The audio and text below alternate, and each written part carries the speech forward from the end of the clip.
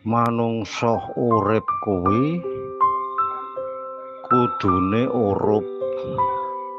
Urup kuwi ateges semangate kehidupan. Ngayahi kewajibaning urip. Yen wis semangat utawa urup iku kudu urap.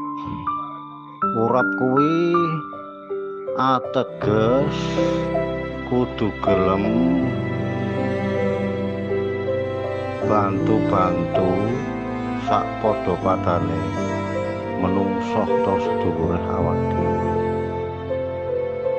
Dadi wong urip kuwi aja rumangsa bisa ning bisa rumangsa, sebab menungsa urip ana ing alam donya iku ora ana wong sing jenenge pinter, ora ana wong sugih ya ora ana, wong kuat ya ora ana. Kejaba sekabehane kuwi saka ngersane Gusti Kang Maha Suci.